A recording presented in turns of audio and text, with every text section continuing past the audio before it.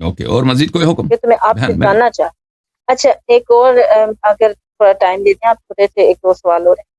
ایک یہ جو رمضان کے فقہ حنفی اور جعفری کے اکارڈنگ سحری اور افطاری، اور یہ بھی ایک عجیب معمہ ہے کہ انسان کو مطلب ہمیں نہیں پتا ہمارے انسان ہوتے کس طرح سے ٹھیک ہوں گے. ہم حنفی کو اکارڈنگ کا سحری کریں افطاری کریں یا جعفری کی، اس میں یہ تضاد کیوں ہے؟ وجہ کیا ہے؟ اس کی وجہ یہی ہے کہ سحری کے ٹائم میں بھی 10 منٹ کا ڈفرنس ہے اور افطاری میں بھی 10 منٹ کا. دیکھیں مغرب کا جو تعلق ہے نا، کیونکہ جو لوگ ہم تو فالو کرتے ہیں قرآن کو اور اہل بیت علیہم الصلاۃ والسلام کو، تو قرآن اور اہل بیت علیہم الصلاۃ والسلام کا جو فرمان ہے وہ یہ اس طرح ہے: وَأَتِمُّ الصِّيَامَ ثُمَّ أَتِمُّ الصِّيَامَ إِلَى اللَّيْلِ أُحِلَّ لَكُمْ لَيْلَةَ الصِّيَامِ الرَّفَثُ إِلَى نِسَائِكُمْ هُنَّ لِبَاسٌ لَكُمْ وَأَنْتُمْ لِبَاسٌ لَهُنَّ.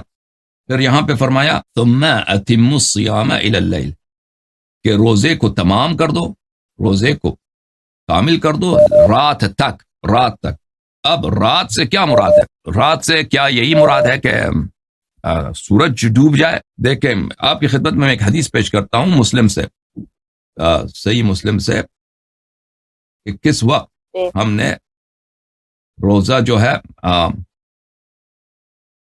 توڑنا ہے، افطار کرنا ہے. ملاحظہ فرمائیے، یہ صحیح مسلم میرے ہاتھ میں ہے، مسلم یہاں پر صحیح مسلم چھاپ دار الفکر بیروت لبنان میں کتاب سنہ 2010 میں چھپی ہے. یہاں پر باب وقت انقضاء الصوم وخروج النہار، کہ صوم کب ختم ہوتی ہے، روزہ کب ختم ہوتا ہے اور دن کب ختم ہوتا ہے. کیونکہ کیا فرمایا؟ ثم اتم الصیام الی اللیل، رات تک تم روزہ رکھو.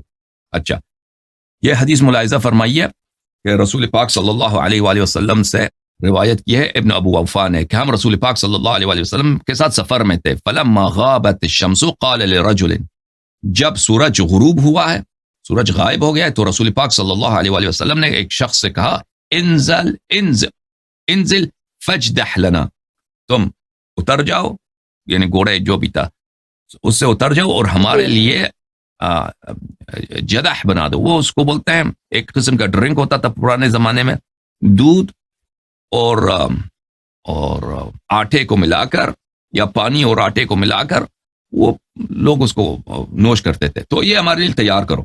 فقال یا رسول اللہ لو امسیت، اس شخص نے کہا یا رسول اللہ ٹھہر جائے، بھی رات ہو جائے. پھر رسول پاک صلی اللہ علیہ وسلم نے دوبارہ فرمایا کہ تم گھوڑے سے اتر جاؤ یا سواری سے اتر جاؤ، جا کے یہ کام کر دو، یہ جو خوراک ہے یہ ہمارے لیے تیار کرو. قال ان علینا نہارا، اس شخص نے کہا کہ ابھی تو دن ہے. پس وہ شخص اتر گیا. فنزل فجدح له فشرب، تو اس شخص نے وہ ڈرنک بنا دیا، رسول پاک صلی اللہ علیہ وسلم کے پاس لے کے آیا.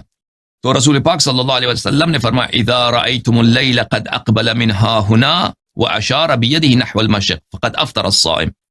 انہوں نے فرمایا کہ جب تم دیکھو کہ رات مشرق کی طرف سے آ رہی ہے، تو اس وقت افطار کا وقت ہوتا ہے. ٹھیک ہے نا. اور یہ روایت بخاری میں بھی موجود ہے کہ رات مشرق کی طرف سے آ رہی ہو.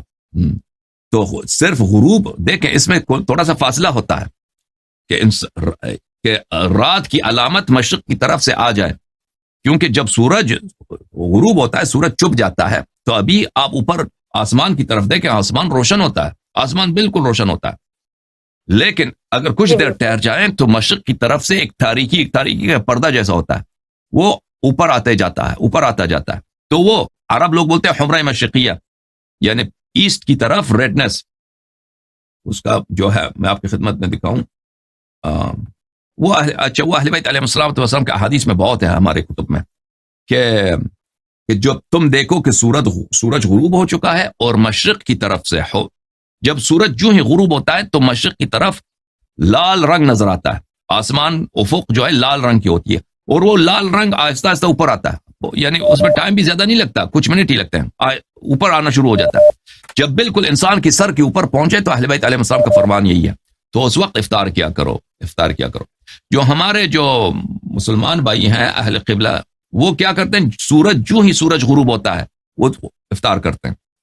لیکن رسول پاک صلی اللہ علیہ وسلم نے کیا فرمایا کہ یہاں سورج غروب ہو جائے اور مشرق کی طرف سے کیا آ جائے, رات مشرق کی طرف سے آنا شروع ہو جائے. تاریخی ہاں, تاریکی مشرق کی طرف سے آنا شروع ہو جائے. وہ تاریکی کون سی ہوتی ہے؟ وہ تاریکی مشرق کی طرف سے آتی ہے, کیونکہ مشرق کی طرف جب سورج غروب ہوتا ہو تو آپ دیکھیں وہاں پہ ریڈنس ہوتا ہے, وہاں پہ بالکل افق لال ہوتا ہے, وہ اوپر آنا شروع ہو جاتا ہے, اور اس کے وہ جو ہی اوپر آتا ہے اس کے پیچھے جو ہے اس کے ساتھ سیاہی کا پردہ ہوتا ہے, وہ سیاہی اوپر آتا جائے, تو اس کا انتظار کرنا ضروری ہے. تو لیکن ہمارے مسلمان بھائی جو حنفی لوگ ہیں وہ نہیں کرتے اس بات کا انتظار, فوراً وہ غروب سورج کے غروب ہونے کے ساتھ وہ کیا کرتے ہیں؟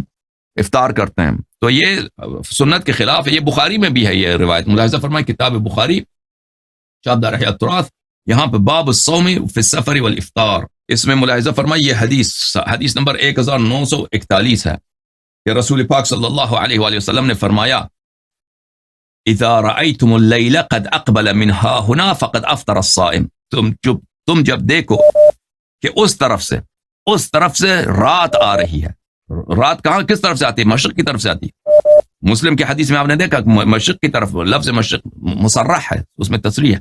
جب دیکھو کہ مشرق کی طرف سے رات آ رہی ہے تو وہ افطار کا وقت ہے, اور ہم شیعہ اسی وقت افطار کرتے ہیں. غروب کے ساتھ, سن سیٹ کے ساتھ ہم افطار نہیں کرتے, ہم کچھ انتظار کرتے ہیں کہ رات کی تاریکی مشرق کی طرف سے وہ آ جائے, وہ بالکل حمرہ مشرقیہ جو انسان کے سر کے اوپر پہنچ جاتا ہے, وہ رات کی تاریکی بھی اس میں کچھ منٹ ہی لگتے ہیں, زیادہ دیر نہیں لگتا اس میں. ٹھیک ہے, تو یہ ہے اس حساب سے جو حنفی کے اکارڈنگ رمضان ساری زندگی ہم رکھتے ہیں پھر ہو جاتے ہیں کہ کوئی نہیں ہوتا. بالکل جو ہمارے بھائی روزے رکھتے ہیں ساری زندگی, وہ سنت اور قرآن کے خلاف ہے. بالکل قرآن کے خلاف ہے, کیونکہ قرآن کا حکم ہے ثم اتم الصیام الی اللیل, رات تک روزہ رکھنا, اور سورج جو غروب ہو جاتا ہے وہ رات نہیں ہوتی اس وقت, آپ کو پتہ, بالکل ہوا روشن ہے. سنت نے بتایا کہ رات کب آتی ہے؟ رات اس وقت آتی ہے کہ مشرق کی جانب سے تاریکی آنا شروع ہو جائے, تو وہ ہوتا ہے. ٹھیک ہے میری بہن.